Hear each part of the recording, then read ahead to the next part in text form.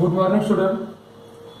Previous lecture काही दिवस आता आपण फक्त नीट आणि सीईटी च्या पूर्ण बेसिक च्या आहे आपलं पूर्ण बायोलॉजीचं बेसिक काय आहे हे बेसिक कन्सेप्ट बेसिक नॉलेज आपण आता कंटिन्यूस बघणार आहोत की कशा प्रकारे हा बायोलॉजीचा आपल्याला बेनिफिट आहे.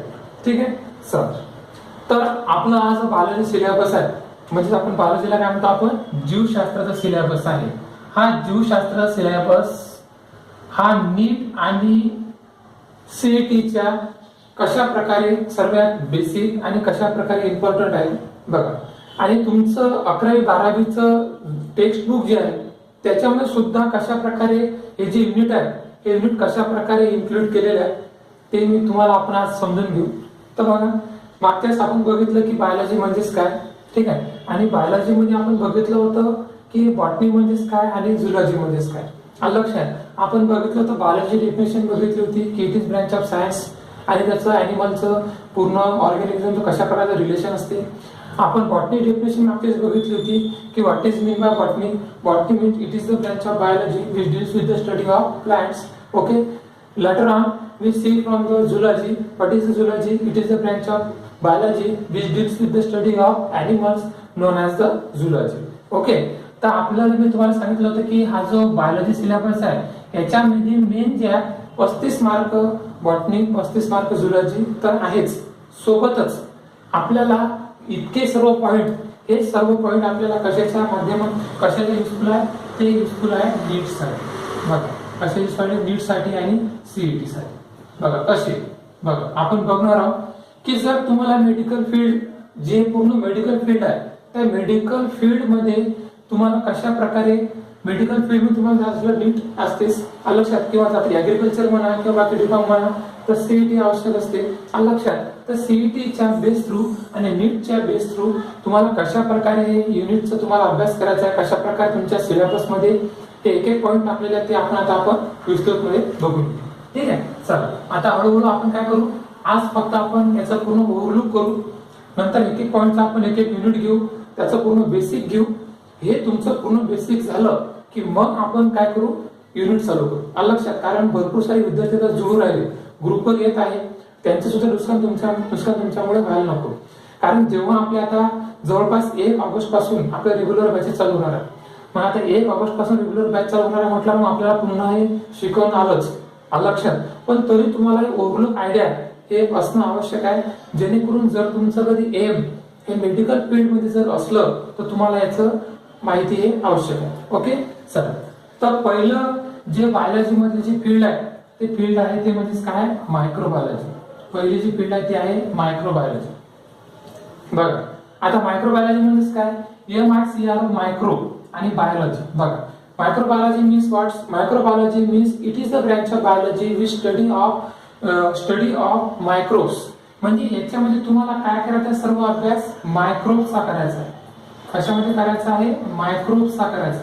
पण मायक्रोब्स म्हणजे काय सूक्ष्मजीव लक्षात. मग सूक्ष्मजीव म्हणजे सर्व आले मग त्याच्यामध्ये सर्व मग मायक्रोब्स मध्ये काय आले मग याच्यामध्ये आले मग बॅक्टेरिया लक्षात. याच्यामध्ये आले व्हायरस लक्षात. याच्यामध्ये आले प्रोटोझोआ. ठीक आहे. प्रोटोझोआ बॅक्टेरिया व्हायरस प्रोटोझोआ लक्षात. हेल्मेंथिस वगैरे जितके जे घटक आहेत हे सर्व घटक ह्याचा जो अभ्यास करणं आहे जे सूक्ष्म डोळ्यानं जे दिसतात लक्षात किंवा जे एकदम मायक्रोस्कोप मध्ये बघू शकतो आपण अशा जे जीवाणू अशा जे विषाणूचा अभ्यास हा जो अभ्यास आहे त्याला म्हणतो आपण मायक्रोबायोलॉजी. आणि हा मायक्रोबायोलॉजी चॅप्टर तुमचं हे बायोलॉजी मध्ये काय इन्क्लूड आहे. म्हणजे तुम्ही आता 11वी-12वी मध्ये लक्षात तुमचा मेन फोकस राहील 12वी मध्ये. तुम्ही 12वी मध्ये ज्यावेळेस बायोलॉजी शिकसाल तर त्यावेळेस तुम्हाला मायक्रोबायोलॉजीचा एक चॅप्टर 2 चॅप्टर राहणार आहे. त्याच्यामध्ये तुम्हाला डिटेल अभ्यास करायचा आहे कशाचा बॅक्टेरियाचा व्हायरसचा प्रोटोझोआ जितकेही हार्मफुल जे घटक आहेत लक्षात त्याचा तुम्हाला काय करायचा आहे मायक्रोबचा तुम्हाला अभ्यास करायचा आहे. म्हणून हे मायक्रोबायोलॉजी जे चॅप्टर आहे हे चॅप्टर नीट आणि सीईटी साठी काय महत्वपूर्ण आहे ते आपल्याला पूर्ण बघायचं आहे. ठीक आहे. दुसरं चॅप्टर आहे ते आहे बायोटेक्नॉलॉजी लक्षात. बायोटेक्नॉलॉजी म्हणजे काय जीवतंत्रज्ञान. बघा बायोटेक्नॉलॉजी त्याला आपण मराठीत म्हणतो आपण जीवतंत्रज्ञान असं म्हणतो जीवतंत्रज्ञान. बघा मग आता जीवतंत्रज्ञानमध्ये काय, मग जे वेगवेगळे शोध लागले लक्षात, जे वेगवेगळ्या पूर्ण मेडिसिन वगैरे निघत आहे लक्षात, त्याचा पूर्ण अभ्यास, त्याचा पूर्ण सिलेबस हा कशामध्ये आहे, बायोटेक्नॉलॉजी.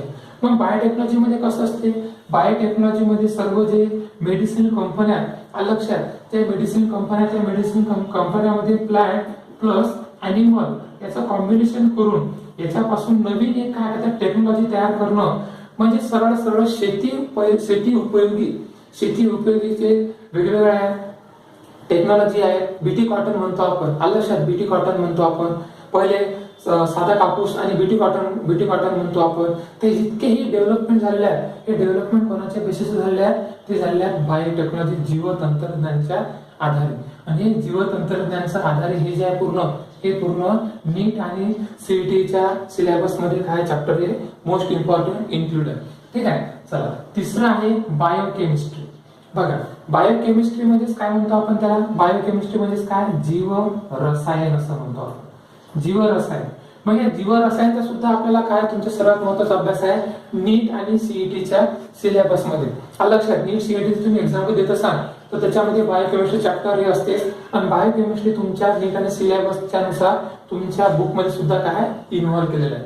मग आता बायोकेमिस्ट्री मध्ये काय अभ्यास आहे, बायोकेमिस्ट्री मध्ये सर्व अभ्यास आहे तो म्हणजेच काय, मेडिसिनचा. कशाचा अभ्यास आहे, मेडिसिन. लक्षात, त्याला काय म्हणतो आपण, औषधी असं म्हणतो, मेडिसिन.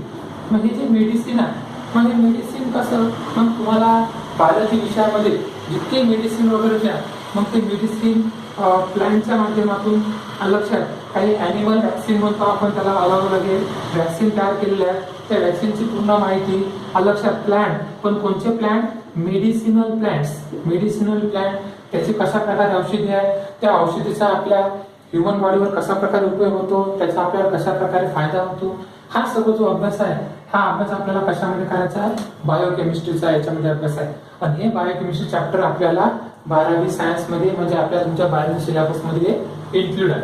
ठीक आहे, चला चौथा जो महत्वाचा जो पॉइंट आहे तो आहे पॅलेंटोलॉजी. पॅलेंटोलॉजी म्हणजेच काय, याला म्हणतो आपण फॉसिल. फॉसिल म्हणजेच काय, अवशेष.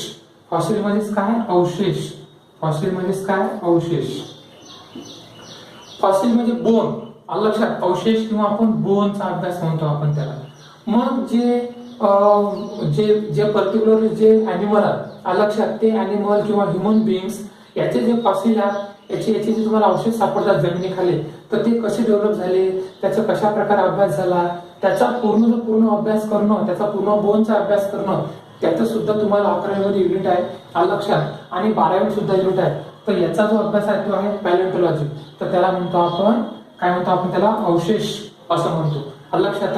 पॅलेंटोलॉजी सुद्धा तुम्हाला काय याचं चॅप्टर इन्क्लूड आहे, आणि ते सर्व कशामध्ये आहे, तुम्हाला नीट आणि सीईटी मध्ये इन्क्लूड आहे लक्षात. अशा प्रकारे तुम्हाला सर्वात महत्वाचं हे जे चॅप्टर आहेत ते त्या नीट सीईटी मध्ये उपयोगी पडतात. ठीक आहे, चला नंतर पाचवं जे आहे ते आहे सायटोलॉजी. सायटोलॉजी म्हणजेच काय, सायटोलॉजी म्हणजेच it is the branch of science लक्षात, which deals with the study of किंवा in which study include of the cell. Cell म्हणजेच काय, पेशी. सेल म्हणजेच काय, मग पेशी. पण याच्यामध्ये कशाचा अभ्यास आहे तुम्हाला, याच्यामध्ये सर्व अभ्यास आहे तो म्हणजेच काय, पेशीचा. मग पेशी कोणत्या, तर पेशी याच्यामध्ये दोन प्रकारच्या पेशी असतात. बघा कोणकोणत्या पेशी असतात, याच्यामध्ये एक पेशी असते अॅनिमल सेल, दुसरी असते प्लांट सेल लक्षात. तुम्हाला याची स्पेशल 3 युनिट 11वी मध्ये पण 12वी मध्ये पण कशाचे, सायटोलॉजीचे, सेलचे.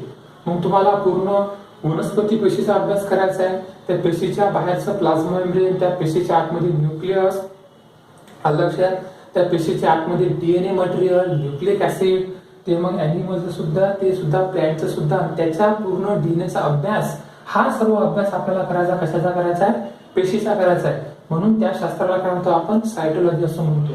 हे सुद्धा आपल्याला कशामध्ये आहे, बायोलॉजीच्या सिलेबस मध्ये लक्षात. चला 6वं आहे फिजिओलॉजी.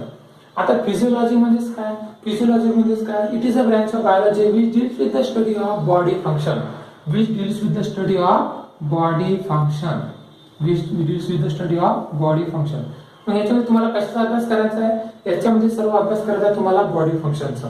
मग बॉडी फंक्शन म्हणजेच काय, तुमची श्वसन संस्था, तुमची पचन संस्था, तुमची उत्सर्जन संस्था.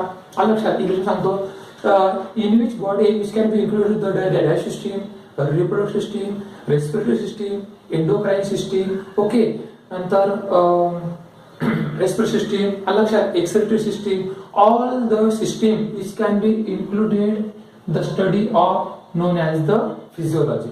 मग आपल्याला पूर्ण ह्युमन बॉडीचा अभ्यास करायचा आहे. लक्षात, मग त्याच्यामध्ये सर्वचे सर्व जितके आपल्याला सिस्टीम आहेत, जितके संस्था, त्या संस्थेचा अभ्यास आपल्याला कशामध्ये करायचा आहे, फिजिओलॉजी मध्ये करायचा आहे. आणि हे मोस्ट इम्पॉर्टंट चॅप्टर आहे कशासाठी, मेडिकल फील्ड मध्ये जाण्यासाठी. हे आपल्याला सर्व डिटेल मध्ये बघायचं. ठीक आहे, चला हे झालं 6वं. 7वं जे आहे ते आहे इकोलॉजी. इकोलॉजी मीन्स व्हॉट्स, इकोलॉजी मध्येच काय, पर्यावरण शास्त्र म्हणतो आपण त्याला. मग इकोलॉजी मध्ये आपला अभ्यास करायचा आहे. इकोलॉजी मध्ये सर्व अभ्यास करायचा आहे आपल्याला इकोसिस्टीमचा. इकोसिस्टीम मध्येच काय, पूर्ण आपल्याला नेचरचा. लक्षात, नेचर म्हणजे नेचर मध्ये काय असतात, नेचर 2 प्रकारचे घटक असतात. एक असतात बायोटिक, दुसरे असतात अबायोटिक. बघा, एक असतात घटक बायोटिक घटक, दुसरे असतात अबायोटिक घटक. लक्षात, बायोटिक म्हणजेच मग याच्यामध्ये ज्याच्यामध्ये निसर्गामध्ये जे जिवंत आहे त्याला म्हणतो आपण बायोटिक. जे जिवंत नाही त्याला काय म्हणतो आपण अबायोटिक. बघा ए शब्दाला. मग बायोटिक मध्ये मग 2 प्रकारचे आले, एकाच्यामध्ये आले प्लांट आणि एकाच्या आले अॅनिमल. आणि अबायोटिक मध्ये आलं मग टेम्परेचर. लक्षात, तिचं आलं प्रेशर. लक्षात, नंतर एअर. लक्षात, हे जे पूर्ण घटक जे असतात हे सर्व घटक, नंतर सॉइल. ठीक आहे, तर हे जे सर्व घटक हे सर्व कशामध्ये आहेत, अबायोटिक म्हणजे जैविक घटक. हे सर्व कशामध्ये येतात, इकोलॉजी मध्ये येतात. लक्षात, 8वं जे चॅप्टर आहे आपल्याला तुमच्या सिलेबस मध्ये जे तुम्हाला राहणार आहे ते आहे जेनेटिक्स. जेनेटिक्स म्हणजे काय, अनुवांशिक शास्त्र. बघा, it is a branch of biology which deals with the study of heredity and variation. वडिलांचे गुण मुलात जाणं, आईचे जे गुण असतात ते मुलीत जाणं, एका पिढीचे गुण दुसऱ्या पिढीत जाणं, ह्या ज्या शास्त्राला काय म्हणतो आपण, जेनेटिक असं म्हणतो. It is a branch of biology which deals with the study of the transfer of characters, transfer of hereditary character and variation from one generation to the next generation, this called as the genetics. What is the genetics? Genetics, it is the branch of biology which deals with the study of the characters, hereditary characters from one generation to the next generation. एका generation पासून पुढच्या generation मध्ये येणारे जे character आहे त्या कॅरेक्टरला काय म्हणतो आपण, जेनेटिक असं म्हणतो. त्याला मराठीमध्ये आपण अनुवांशिक शास्त्र असं म्हणतो. काय म्हणतो आपण जेनेटिक्सला असं म्हणतो आपण अनुवांशिक. काय म्हणतो आपण त्याला, अनुवांशिक शास्त्र असं म्हणतो. अनुवांशिक शास्त्र म्हणजे अनुवांशिक शास्त्रामध्ये काय, सर्व आपल्याला आपल्या परंपरागत पिढीचा आपल्याला अभ्यास करायचा आहे. जर वडिलांचं टक्कल कधी पडलं असेल तर मुलांना सुद्धा टक्कल पडते. आई वडिलांना जर अनुवांशिक जर कधी बिमारी असेल, आजार असेल, कॅन्सर, जे मोठे आजार, डायबिटीज वगैरे आजार असले तर ते सुद्धा मुलांना होतात. आईला जर कॅन्सर कधी असला, काही गर्भाशयाचा कॅन्सर वगैरे कोणते जर कॅन्सर असले तर ते तिच्या मुलीला होतात. ते सर्व कशामुळे, हे सर्व असतात अनुवांशिक दोष. लक्षात, अनुवांशिक सदोष, अनुवांशिक दोष. लक्षात, तर हे जे दोष आणि सदोष जे आहेत लक्षात, तर ह्या जो पूर्ण अभ्यास करायचा आपल्याला, तो अभ्यास कशामध्ये करायचा आहे, त्या जेनेटिक्स मध्ये करायचा आहे. ठीक आहे. नंतर 9वं जे आहे ते आहे एम्ब्रिओलॉजी. एम्ब्रिओलॉजी म्हणजेच काय, एम्ब्रिओलॉजी म्हणजे त्याला आपण भ्रूणशास्त्र असं म्हणतो. मग या भ्रूणशास्त्रामध्ये कशाचा अभ्यास करायचा आपल्याला, भ्रूणशास्त्रामध्ये करायचा आपल्याला पूर्ण एम्ब्रिओचा. एम्ब्रिओ म्हणजेच काय म्हणतो आपण त्याला, गर्भ असं म्हणतो. काय म्हणतो आपण त्याला, गर्भ. लक्षात, मग हे जे गर्भ असते, लक्षात बघा, आता गर्भ कोणामध्ये डिपेंड असते, गर्भ कोणामध्ये प्रेझेंट असते, फिमेल मध्ये. लक्षात, फिमेल मध्ये काय असतात, प्लॅसेंटा. लक्षात, प्लॅसेंटा, त्याच्या फिमेल मध्ये ओव्हरी असतात, ते स्त्रीबीज तयार करतात, तिच्यामध्ये मेन्स्ट्रुअल सायकल, आपण त्याला मासिक पाळी असं म्हणतो. तो पूर्ण अभ्यास म्हणजे ह्युमन बॉडीचा, ह्युमनचं जे म्हणतो आपण रिप्रोडक्टिव्ह सिस्टीम. लक्षात, फिमेलची रिप्रोडक्टिव्ह सिस्टीम, या दोघांचं मेल आणि फिमेल या दोघांचं स्पर्म आणि ओव्हा कॉम्बिनेशन म्हणून काय होते, गर्भ तयार होते. झायगोट आणि स्पर्मचं, तो झायगोटचा स्पर्म एम्ब्रिओ गर्भ तयार होते. गर्भाची वाढ होते 1 महिना, 2 महिने, 3 महिने, 9 महिन्यापर्यंत. नंतर त्याची वाढ होऊन मग त्याच्यामध्ये काय होते, जीव तयार होते. तर याचा सर्व ह्युमन बिईंगचा, बाकीच्या अॅनिमलचा आपल्याला सर्व अभ्यास करायचा आहे कशामध्ये, एम्ब्रिओलॉजी मध्ये. ठीक आहे. आणि 10वं जे आपलं महत्वाचं आहे ते आहे इव्हॉल्युशन. इव्हॉल्युशन म्हणजे काय, उत्क्रांती. इव्हॉल्युशन म्हणजे काय म्हणतो आपण त्याला, उत्क्रांती असं म्हणतो. उत्क्रांती. मग आता उत्क्रांतीमध्ये काय अभ्यास करायचा आपल्याला? या उत्क्रांतीमध्ये अभ्यास करायचा आपल्याला तो म्हणजेच की आपली जे डेव्हलपमेंट आहे कशी झाली, आपले जे पूर्वज होते ते पूर्वज कोण होते? सुरुवात अगोदर होते चिंपांजी. आलं लक्षात? आपले पूर्वज कोणते? चिंपांजी. चिंपांजीचे मग हळूहळू मग ॲपमॅन, निअँडरथल मॅन, आलं लक्षात? नंतर मग मॉडर्न मॅनचं मग आपण ह्युमन बिंग झालो. म्हणजे सुरुवातीला चिंपांजी पहिले 4 पाय चालू होते, मग हळूहळू ते उभं राहायला लागले, मग ताट उभं राहायला लागले, मग शेती करायला लागले, आलं लक्षात? मग नंतर त्याला कुटुंबात राहायला लागले, मग परिवार झाला, मग त्याला नोकरी करायला लागली. असं हळूहळू त्याची काय झाली? प्रगती झाली. तर हे जे पूर्ण प्रगतीचा जो आपल्याला अभ्यास करायचा आहे तो अभ्यास करायचा आहे इव्होल्युशन मध्ये. हे चॅप्टर इव्होल्युशन, नंतर एम्ब्रियोलॉजीचं गर्भाचं चॅप्टर, नंतर आपल्याला बघायचं आहे अनुवांशिकचं चॅप्टर, नंतर बघायचं आपल्याला पर्यावरणाचं चॅप्टर, नंतर बघायचं आपल्याला पूर्ण आपल्या शरीराचं चॅप्टर, आपल्या सर्व संस्था, पचन संस्था, श्वसन संस्था, उत्सर्जन संस्था, प्रजनन संस्था, या सर्व संस्था बघायचं आपल्याला फिजिओलॉजीमध्ये. नंतर बघायचं आपल्याला सर्व आपलं जे शरीर कशाने बनलेलं आहे? पेशीनं, त्या पेशीचा अभ्यास. नंतर बघायचं आपल्याला पॅलेंटॉलॉजी म्हणजेच काय? फॉसिलचा अभ्यास, आपल्या बोनचा अभ्यास. नंतर बघायचा आहे बायोकेमिस्ट्री, त्याच्यामध्ये आपल्याला सर्व मेडिसिनचा अभ्यास. नंतर बघायचं आपल्याला बायोटेक्नॉलॉजी म्हणजेच काय? जीवतंत्रज्ञान, शेतीविषयक तंत्रज्ञान, बायोटेक्नॉलॉजी म्हणा, जेनेटिक इंजिनिअरिंग म्हणा, बायोटेक्नॉलॉजी. नंतर बघायचं आपल्याला मायक्रोबायोलॉजी, म्हणजे याच्यामध्ये सर्व बघायचं आपल्याला मायक्रोब्स, सर्व प्रकारचे रोग, ते रोग काय होतात?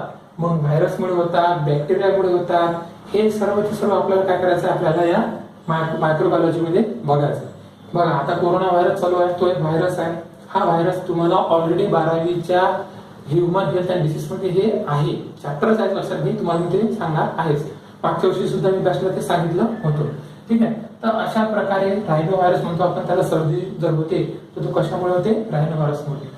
तर तुम्हाला किती आहेत? 1, 2, 3 पासून तर 10 चॅप्टर. किती चॅप्टर आहेत? 10 चॅप्टर, 10 चॅप्टर्स. हे जे 10 चॅप्टर आहेत, हे 10 चॅप्टर मोस्ट इम्पॉर्टंट चॅप्टर आहेत. कशासाठी? जर तुम्हाला मेडिकल फील्ड मध्ये जायचं असेल तर. कशामध्ये जायचं असेल तर? मेडिकल फील्ड मध्ये. मग मेडिकल फील्ड मध्ये मग तुम्हाला एक तर एमबीबीएस, बीएमएस, बीएचएमएस, लक्षात, डीफार्म, नंतर डीएमएलटी, ठीक आहे, नंतर ऍग्रिकल्चर म्हणा, कोणती बायोलॉजीची फील्ड कोणती असो, बायोलॉजीची फील्ड कोणती असो, मग इव्हन ते समुद्र किनाऱ्या नेव्ही सुद्धा म्हणा, सर्वांमध्ये तुम्हाला हे जे आहे ते सर्व कॉमन आहे.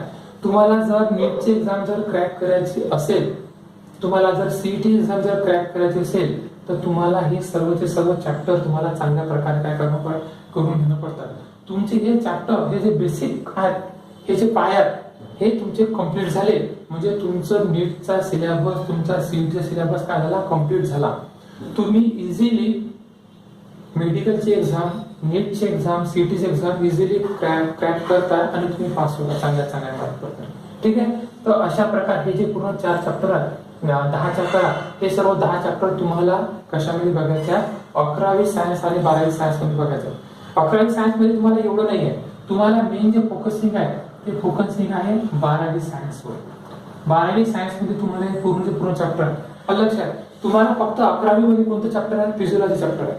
त्याच्यामध्ये तर 2च युनिट आहेत. लक्षात, बाकी इव्हॉल्युशनचे चॅप्टर आहे. लक्षात, बाकी मग कोणतंच नाही आहे. आणि सेलचं चॅप्टर आहे बस या मध्ये. पण बाकीचे जे सर्व आहे ते सर्व कशामध्ये? तुम्हाला 12वी सायन्स मध्ये. म्हणजे 12वी सायन्सचं जे आपलं सिलेबस आहे, लक्षात, हा 12वी सायन्सचा सिलेबस आता नवीन जो सिलेबस आलेला आहे हा एनसीईआरटीचा रिलेटेड आहे. एनसीईआरटी म्हणतो आपण, एनसीईआरटी. या एनसीईआरटीचे मुलंच का बरं जास्त करून मेडिकल फील्डमध्ये जातात? कारण त्याचा सिलेबस याच्या रिलेटेड असते. आता आपल्या अमरावती बोर्डाला हे समजलं किंवा आपले विद्यार्थी मेडिकल फील्डला जास्त का जात नाही, तर आता त्याने सुद्धा आता आपला सिलेबस चेंज केलेला आहे आणि एनसीईआरटी थ्रू तो आता अपडेट केलेला आहे. त्याच्यामुळे हे सर्व 10 पॉईंट कव्हर झाले की तुम्ही इझिली काय शकता? मेडिकल फील्ड ज्याची एक्झाम आहे, नीट सीईटी काय करू शकता? क्रॅक करू शकता. तर अशा प्रकारे हे जे पूर्ण आहे ते पूर्ण 4 चॅप्टर मेडिकल फील्ड साठी हे आवश्यक आहे.